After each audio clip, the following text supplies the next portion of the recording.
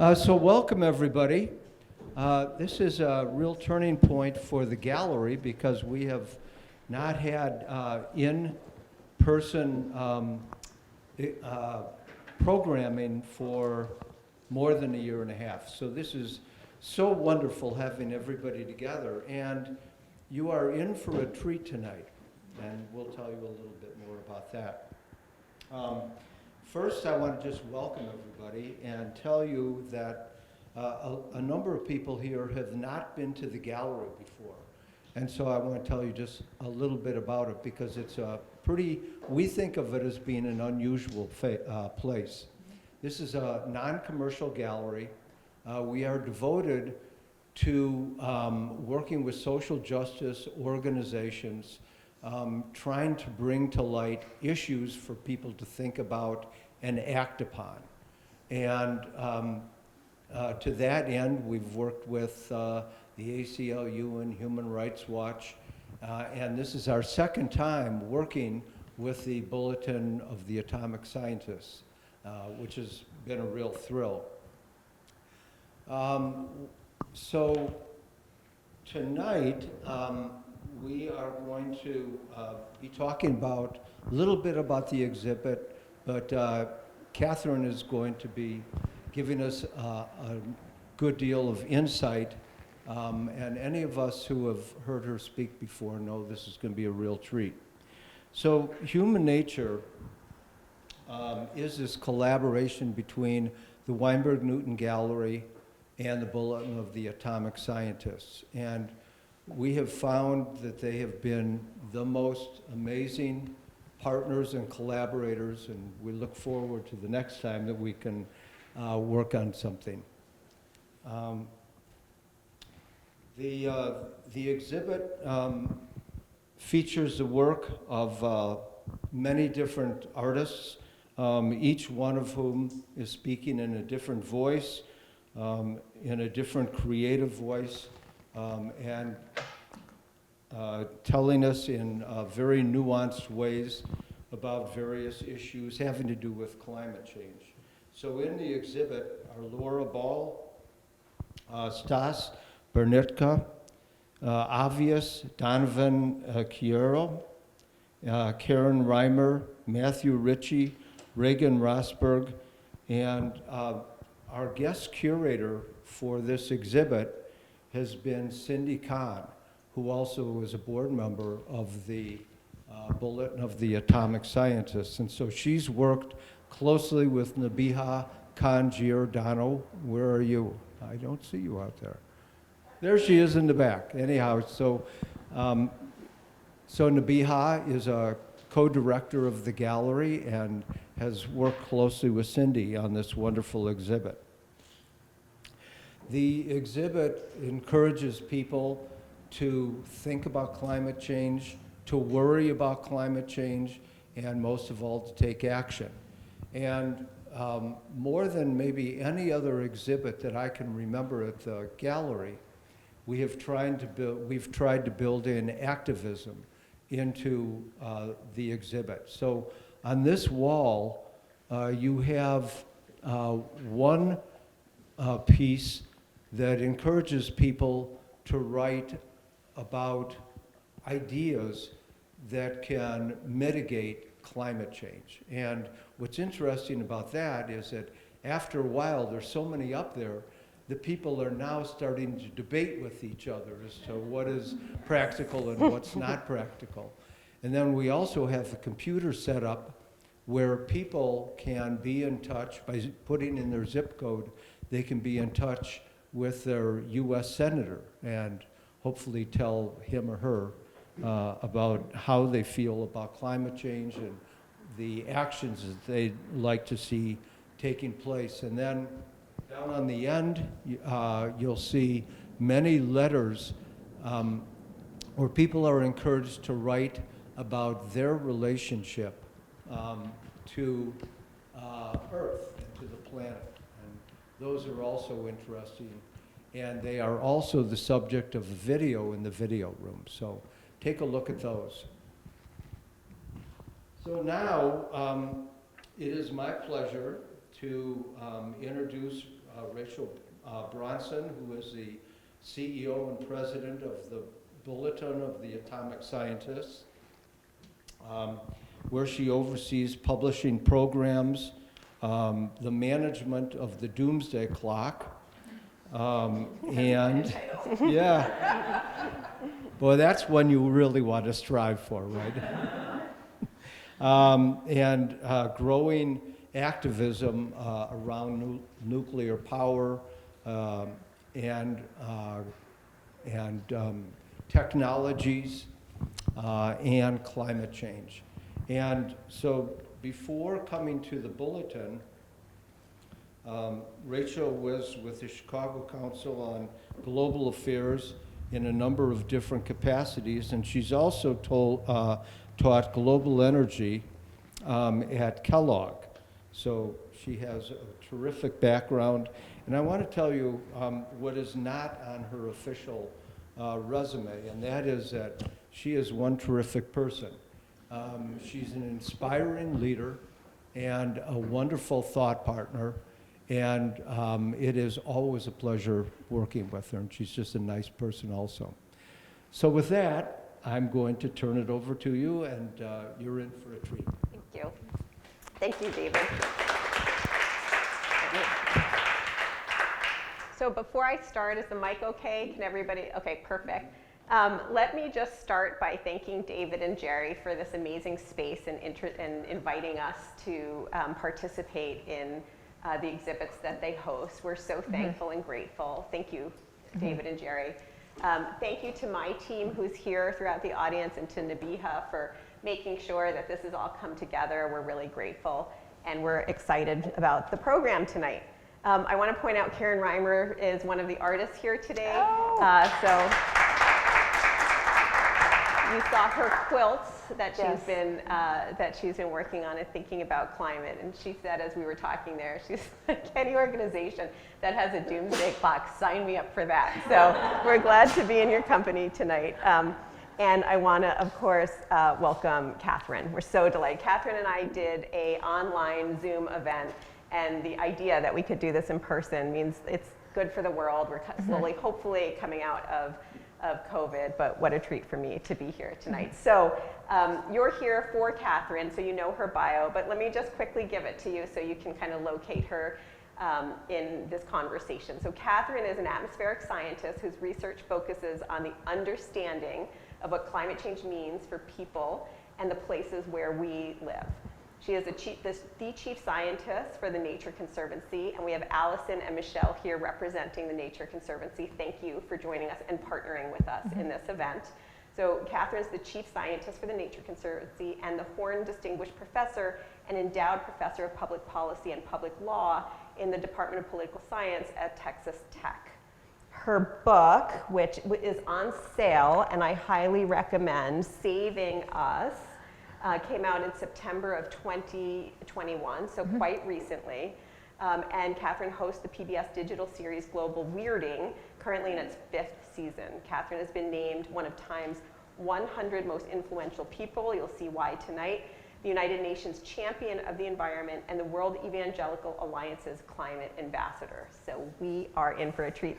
Katharine, thank you for joining us tonight. Oh, thank you for being here. And the two perhaps most relevant parts of my bio that were left out was, I am an Illini, graduated from the University of Illinois, and lived in South Bend, just around the corner for many years. So Chicago is a very familiar place to me. I'm originally from Toronto, and I feel like Chicago and Toronto are like sister cities, just rotated 90 degrees from each other.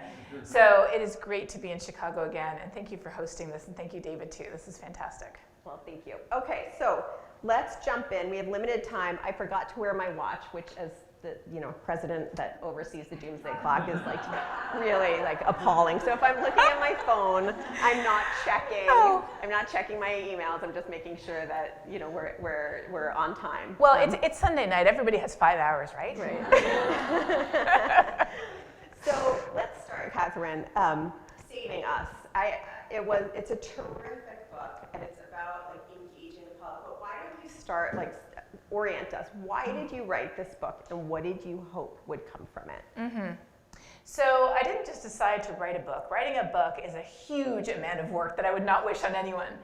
But I noticed that I do a lot of talking to people about climate change. And I started to notice about 3 or 4 years ago that wherever I went, I could be speaking to a university group, business people, a community organization, students, senior citizens home. Whoever I was speaking to, I was getting the same questions again and again and again. And then it started to be that I was getting these questions every day. And the 2 questions I was getting could not be answered by anything else that I could give people, because I always like to give people resources, right? And the 2 questions were, what gives you hope? And how do I talk about this? How do I talk about it to my family, my neighbors, my friends, my colleagues, my coworkers, my politicians and elected officials? How do I have these conversations in a way that doesn't end up either in a huge argument or totally depressing? And so that's why I wrote the book. To talk about what gives us hope, and there truly is hope. Because hope is not the guarantee of a better future. Hope is not saying, oh, everything's okay, just go back to sleep and it'll work out. Hope begins by saying it's bad, and it's going to get worse. But if we do everything we can, there's a chance of a better future. And what determines whether we get there is us. That's what hope is. It's the small, bright light at the end of the dark tunnel that we're in. And what's the first step in action? The first step to acting is to use our voice, to communicate why it matters, what we can do about it, to talk to others about how we could work together. Talking is not sufficient, but talking is the necessary first step, because how do humans do anything without communicating with each other? So that's why I wrote the book. And I love some of the feedback I've gotten. It's been out a few months now. And of course, any author, you put this book out into the world and you think, what are people going to say? And my favorite comment that I've gotten a number of times is, I was really scared to pick up this book. I didn't need another doom-filled book about how bad it was and how much worse it was going to get. But I started reading it, and I was surprised. And now after I've done it, I feel much more hopeful, I feel encouraged, and most importantly of all, I feel empowered to go out and make a difference. And I love hearing those comments. So I want to come back, I promise after I ask this question, I will come back to the hope, but I do want to take you to the maybe doomy part of it. Just for a second. Yeah. We're just going to start there so we don't have to finish there. Doomsday clock. We have to go there. So yes. We just had a big report out from the IPCC. We just had a big report out to say it's even worse, it's happening even faster. Can you just talk a little bit about that report to set the stage for the rest of our conversation, which is what we're going to do about it? Yes. Well, rational hope has to begin by acknowledging how bad it is. Burying our head in the sand like the mythical ostrich is not real hope. Real hope begins from that dark place. And unfortunately today, that dark place is what the science is telling us. So the Intergovernmental Panel on Climate Change has been releasing assessment reports, which they don't contain new information, rather they're a collection of all the scientific information that has been generated over the last few years. They've been releasing these reports since 1990. When was the doomsday clock begun? 1947. 1947. So in 1965, scientists were concerned enough about the impacts of climate change to formally warn a US president about the need for action, and that was Lyndon B. Johnson. In 1990, they began to collect all the scientific studies, because there were so many by that time already in 1990. They started to collect them all and put them together in a report. So the first report was released in 1990, and now we're up to report number 6. Today, the reports come in 3 volumes, and each volume is thousands of pages long.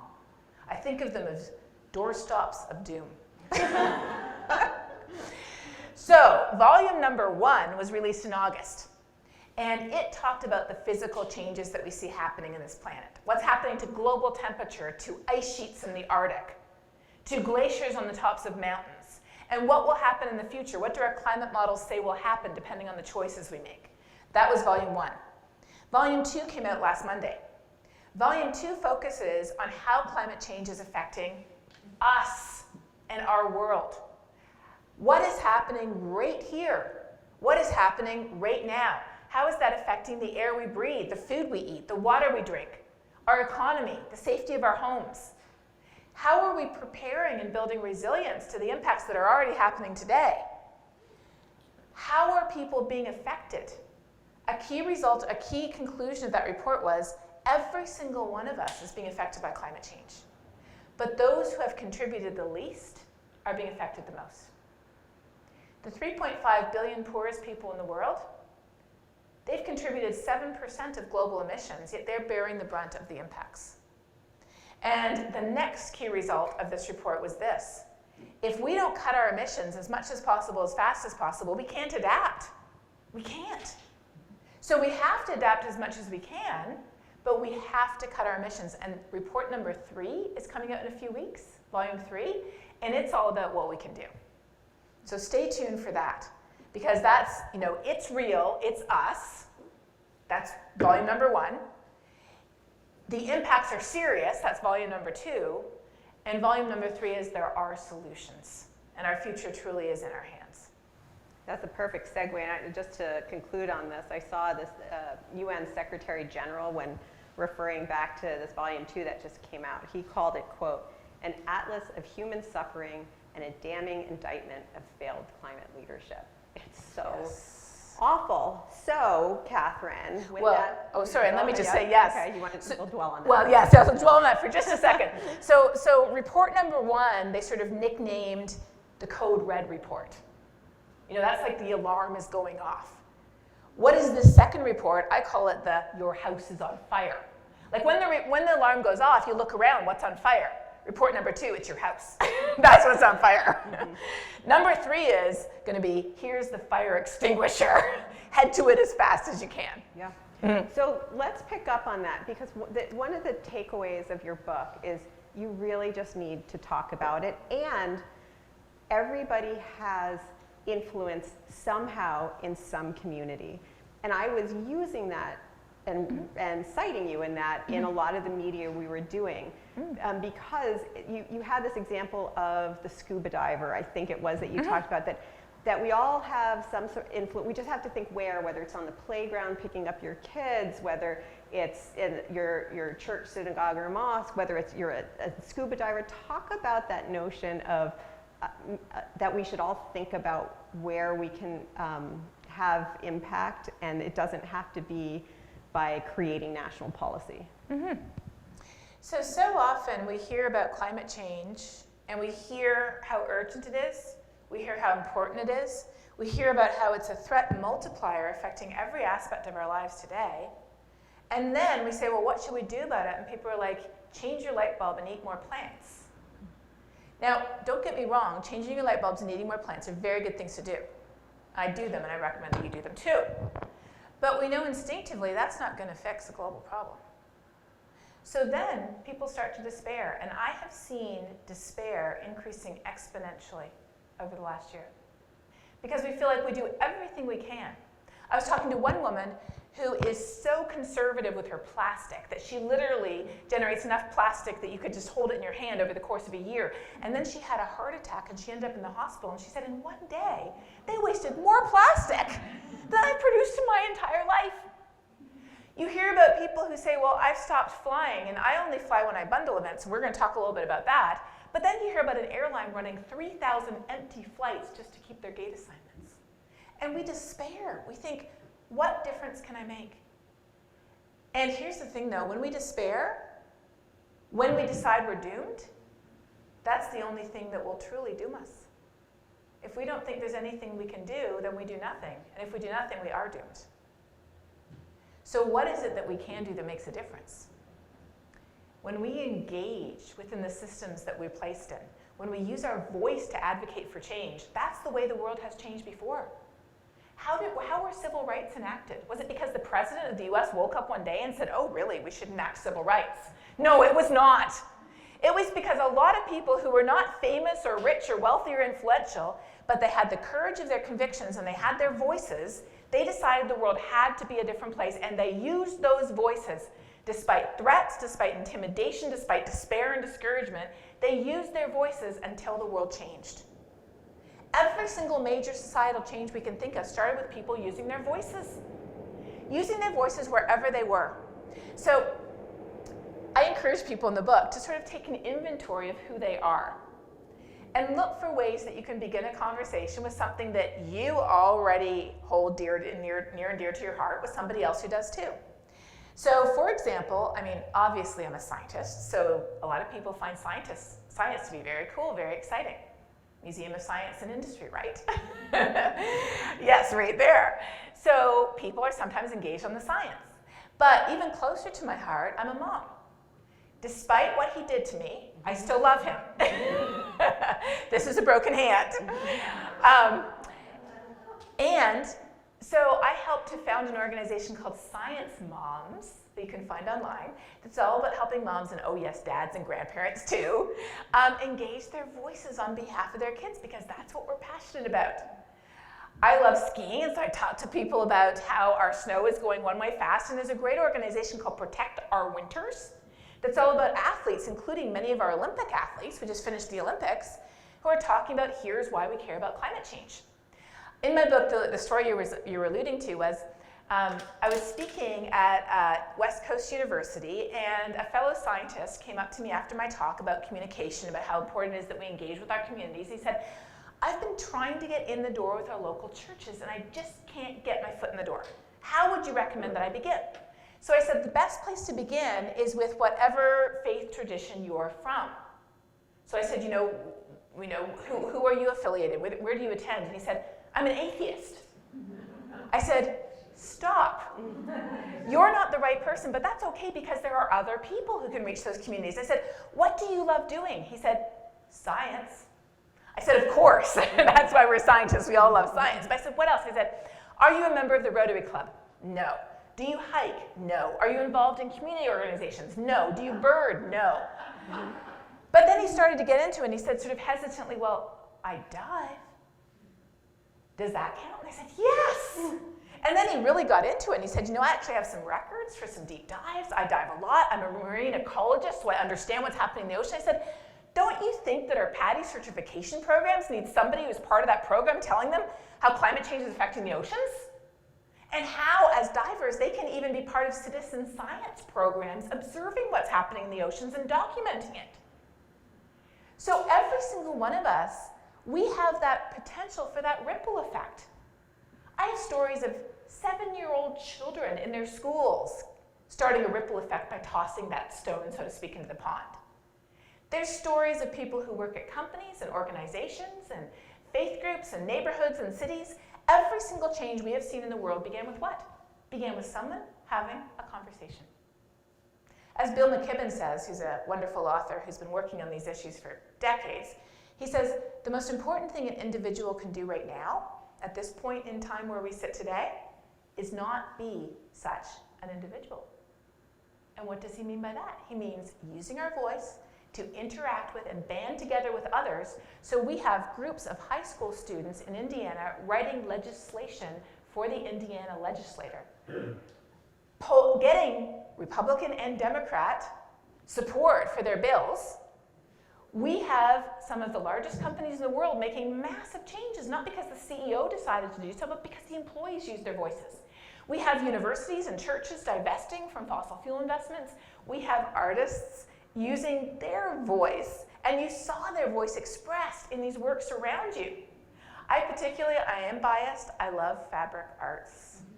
I'm a knitter myself. You can use knitting to talk about climate change. And so I have to say, I loved every single one of them, but the quilting in particular really spoke to me. Especially because one of those pieces, I'm one of the ones who generates those temperature maps. You show a map of the Great Lakes and how much warmer it's going to get in the future, and one of your pieces is one of my maps. So I love that. That's crazy. Yeah. That's wonderful. Let's talk about this notion of bundling, and I want to kind of set this up. Is in the book, Katharine, she's a climate scientist, right? So she goes to give presentations, and you talk about how you get critiqued, like right out of the gate, about how did you get here, and how did you fly, and kind of a real kind of takedown in terms of your being there. And I was reading it, right? But literally, in advance of this program, we got a really nasty email that you forwarded to me, so you can verify that it came in, saying like, you know, Rachel Bronson, Bulletin, Atomic, how like dare you, you're flying people in from all over, and I was like, no one's going anywhere, it's COVID, but you know, he was very agitated about it, and you know, please tell Dr. Hayhoe that, you know, she shouldn't be there either, and it went on and on. And so this is what you confront, and you have to think about this on a regular, so how do you address that? So as we get more and more worried, anxious, concerned, panicked about climate change, we don't know what to do about it. 70% of us are already worried. 83% of mothers are worried. 86% of young people are worried. But 50% of us feel hopeless and helpless and don't know what to do. So often what we do is we lash out at each other.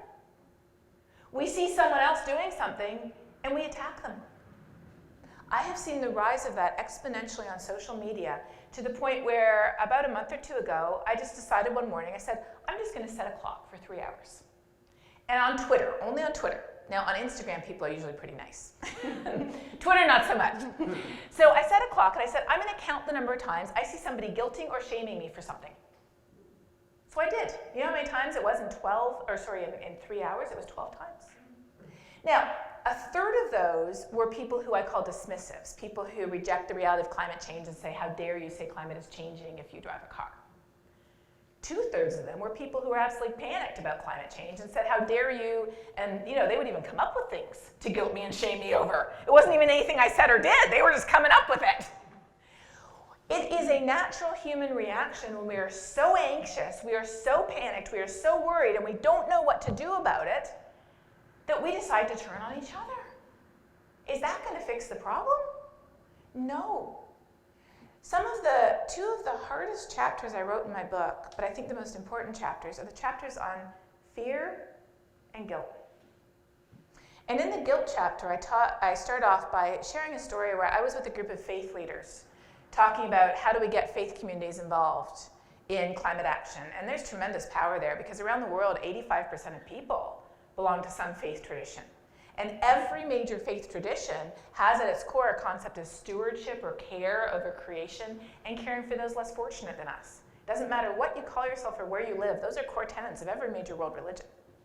So we were at this meeting and we were kind of going around and around in circles, and then finally, by the afternoon, one man who lived in a Catholic community that had a very sustainable lifestyle, he just had enough. And he said, here's the answer, he said, pounding on the table. He said, just tell everybody, every time you turn your car on, it's a sin. You're sinning every time you turn the car on. That'll fix it. And so I thought to myself, oh, so I live somewhere where there's no public transportation. I live somewhere where I am the only climate scientist in a 200-mile radius. I live somewhere where the only time people are going to hear about climate change is from me. And now, actually, that's not true anymore. There's a lot of people now where I live that they'll hear about climate change from. But when I moved there, I was it. But part of the price you pay is there's no public transportation system. When I lived in Chicago and Toronto and in Urbana, I didn't own a car. I just had a bike, and I used public transportation. So I thought to myself, oh, sure. So when I take my son to school, that's a sin. When I go to church, that's a sin. When I go to work to support my family, or I go to the doctor, that's a sin. I felt like going out to the parking lot, and this was in Texas, so I could have done this, finding the nearest Hummer and getting in it and just driving circles around them, leaning out the window going, sinning, I'm sinning. Because that guilt, that shame, when I knew there was nothing I could do about that, that made me angry. That made me defensive. It made me want to do it even more rather than less. Or sometimes we react to guilting and shaming by temporarily changing our behavior, and as soon as we're out of sight of that person, and we mentally resolve never to be inside again, then we just go back to what we were doing before. It makes us feel even more helpless and even more powerless than we would before. What is the answer? It's not perfection. It's not making perfection the enemy of the good. It's by doing everything we can and by recognizing that we have something that is far bigger than our personal carbon footprint. It is our climate shadow. I've calculated, being a scientist, that even if every single person who is worried about climate change did everything in our power to reduce our personal carbon footprint, what we eat, what we drive, how we live, all of that, it wouldn't even be a quarter of US emissions, not even a quarter. So how can we change the system? By realizing that our power to engage others is how we change it. And part of that is talking, communicating, looking at where we invest our money, what bank we use, where our retirement is, what credit card we use. Talking to our politicians. I encourage everybody to go to that little computer terminal back there on the way out and talk to your politician. Joining a group that shares our values and concerns and saying, how can we together make a difference? And when we do that, that's when we engage our power as individuals within the system. So a number of years ago, I stepped on the carbon scales and measured my carbon footprint, and I was horrified to find out that the biggest part of it was traveling. And it's not to yoga retreats in Bali. I've never been to one of those. I mean, I've actually added it up. I don't think I've been on a travel vacation that wasn't just to see family. I haven't since my honeymoon. That was the last one. That was a while ago. But I do travel quite a bit to talk to people. And so 10 years ago, I made a decision to cut my personal carbon footprint to do 80% of my talks virtually. And this was way before COVID when people weren't doing virtual talks. And when I travel, to only travel when I can bundle. So I collect invitations, and it's a lot of work to collect invitations. And I only travel when I have a sufficient mass of events. So I flew into Detroit, and I did 6 events and meetings in Detroit and Ann Arbor on Friday. Then I went to South Bend, where we had 3 events there. Plus I got to see friends from when I lived there too. You gotta count those things too, because that's why you're fighting, is for the people and the places you love. Now I'm here with you today, then I'm going down to Urbana after that. And I'm bundling these events together to be as efficient as possible with my time and my carbon, but also because, you know what? This makes a difference, doesn't it? After this, you're gonna have something to go away and talk about with people. And when you do, that is how you engage your climate shadow, not just your carbon footprint. And that is how you knock over that first domino in the long chain that leads to a better future. So don't let people guilt and shame you. We're all in it together. Everybody's doing what they can. Look for the points of light. Encourage people. Say, great job, or did you know somebody else is doing this, or this is just absolutely fantastic. Talk about what we can do together, because we're not fighting to change people's lifestyles. I honestly have no interest in changing individual people's lifestyles. I want to change the world. And to change the world, we got to be all in this together, and we have to be using our voices wherever we live, wherever we work, wherever we play, wherever we worship. That is how we change the world. Well, with that, I'm about to turn it over to Q&A, so think of your questions. Hallie will come around with a mic after I recognize you, but I just want to underscore what Katharine just said. When we had our Chicago Council event, which was probably maybe 6 months ago at this point, we were speaking after, and Katharine mentioned that she would be in Chicago somewhere around March 8th. And so we jumped on that, hearing this, and this was 6 months ago, hearing about the bundling. And I do know her team is working really intensively to try to make sure you can fold in all events in a way that makes sense. And so this is how we are here on a Sunday evening, which is a tough time to be out, but we're all out because it makes sense, and we are all reducing our climate shadow, and we're helping you do that as well. So we're grateful for that. So we just have about 10 minutes or so we're going to try to keep it short, but does anyone have a question? I see over here, Hallie will come around with the mic. That's a very long mic cord. Yeah. Yes. And please introduce yourself. Sorry, Monica Metzler with the hi, Illinois Monica. Science Council. Oh my gosh, I haven't seen you in years because of COVID. So this is wonderfully encouraging, which I greatly appreciate.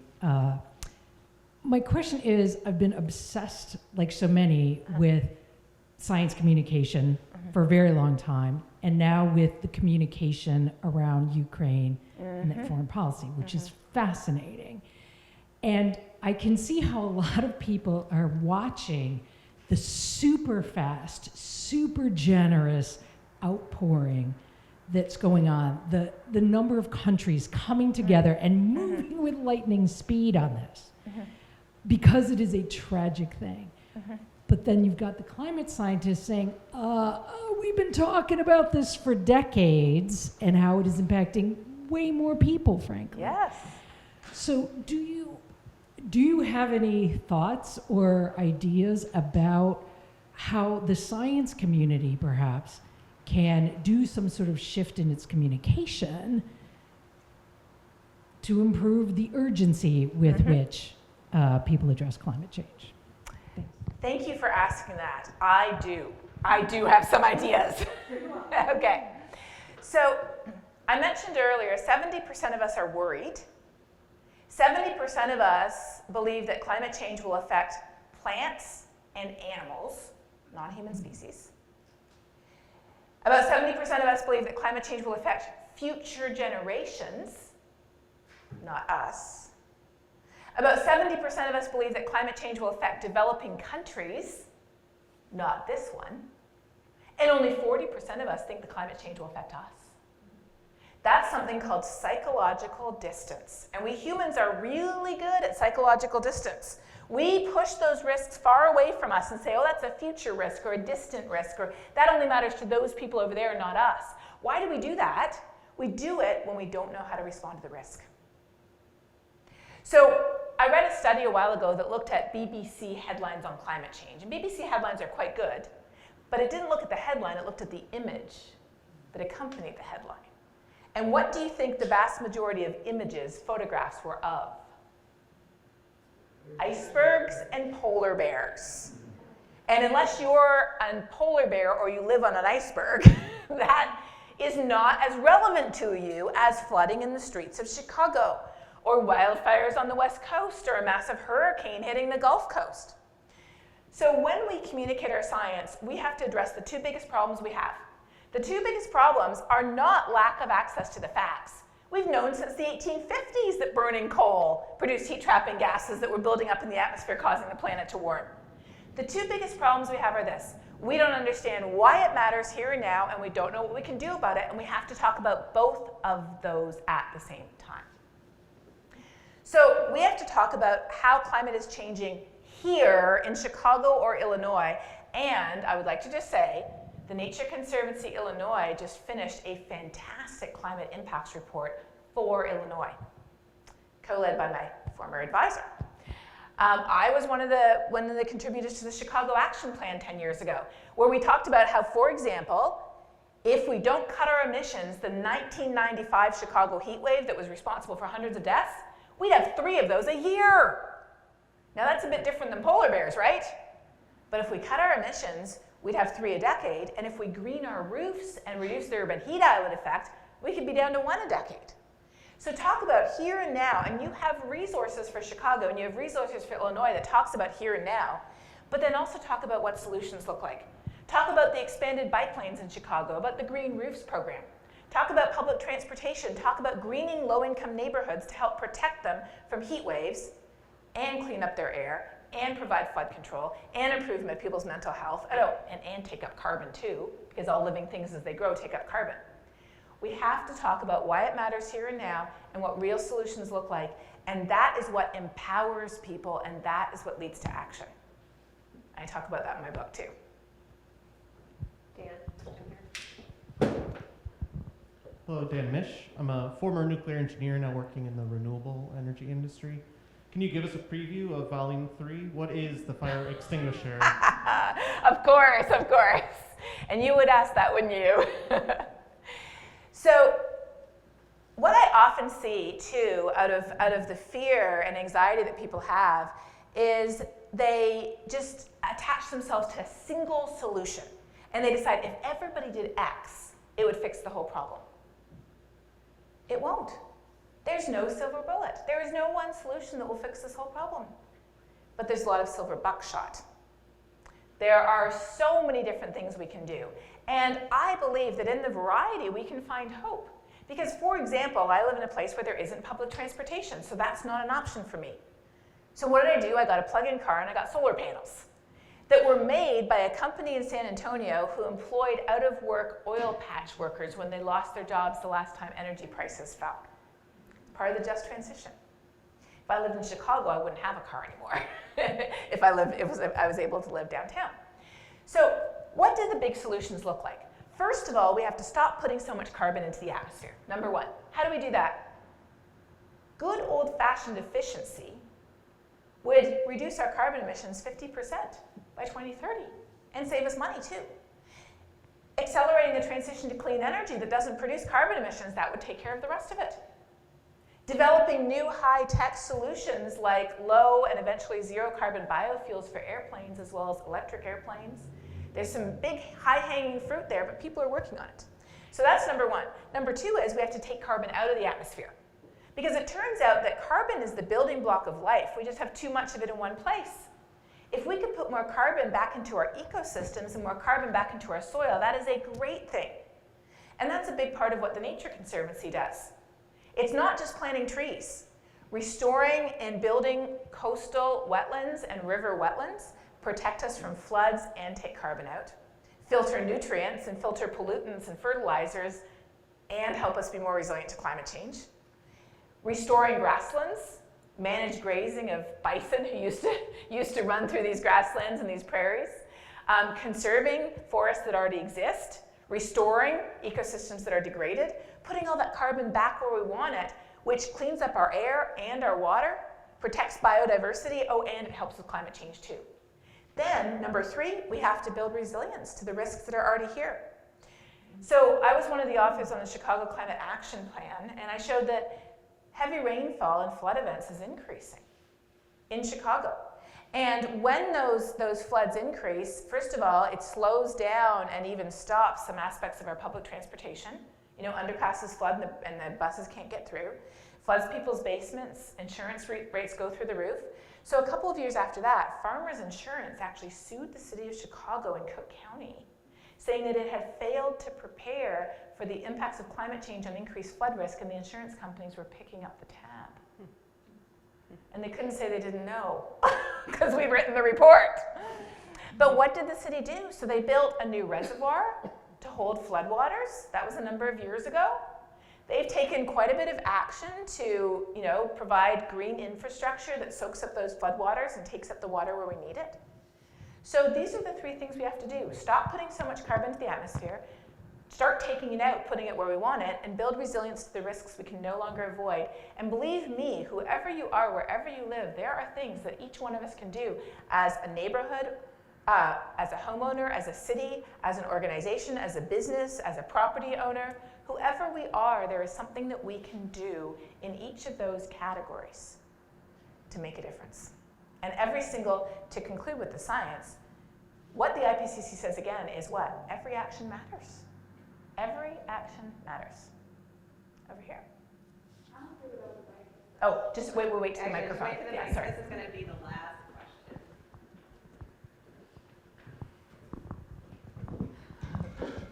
And introduce yourself too, if you don't mind. I'm Claire Curvin. I'm going to be a future educator. I'm really nervous to talk about climate change with my students.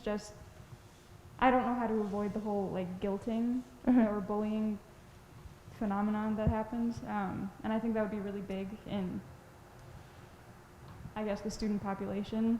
If I were to talk about it, they would just be mean to each other. I don't know how to fix that, and I was wondering if you had any ideas. So most young people are already really worried about this. I encourage my students to journal.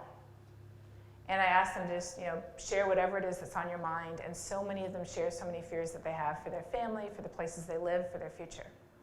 So you're going to be speaking to a lot of people who are already very worried. What do they need most? They need hope. Not a false hope, not a fake hope, not a, assurance that, everything's going to be fine, because you know what? It's not going to be fine. It's only going to be fine if we do everything we can. And so I think the most important thing for you to share with them is not, hey, 300 years ago, people made decisions to get energy from fossil fuels, and those fossil fuels brought us actually many benefits, as well as some really big side effects that we're realizing now. So the question is not, can you invent a time machine to go back 300 years and make things different? The question is, what do we do where we are today? It's not about castigating others or ourselves for the past. It's about saying, here we stand. The only thing we can change is the future. So I would encourage you to look for and share as many examples of positive, constructive action that you can with them. Say, look, if you're interested in art, look at what artists have done here. If you're interested in writing, look at what amazing writers and journalists have done to tell those stories, to engage people. If you're interested in film, look at what filmmakers have done to tell stories that, when we tell stories, it turns out that our brainwaves actually synchronize with each other's when we listen to stories. We empathize in a much deeper way than if we just read a bunch of facts. If they're interested in law, well, there's a big role for lawyers in this world to get people to do the right thing who don't want to. If they're interested in health, we need health and medical professionals because climate change is affecting our health. If they want to be a transportation engineer, we need people who can design rails for the metro so that they don't warp when it gets too hot out. We need everybody. And whoever your students are, they have something that is unique. Some ability, some talent, some interest that is different from anybody else's on this planet. And through using that ability, that talent, that interest, they truly can make a difference. Well, with that, ladies and gentlemen, we are coming to the end of our program. Before we conclude, if you haven't, do make sure to peek in and listen and watch the film in the interim area. They're beautiful and magnificent, and it speaks to the stories and the power they can convey. Also, before you head out, Katharine's book is there. It's phenomenal. You can tell it's going to be great. She'll be there signing. And do take a look at the timeline here from the Bulletin and the art around the corner, which is really special and an exhibit we're really proud about. So with that, I'm afraid to say we're at the end of our time. I want to thank you for coming. And ladies and gentlemen, thank you, Katharine.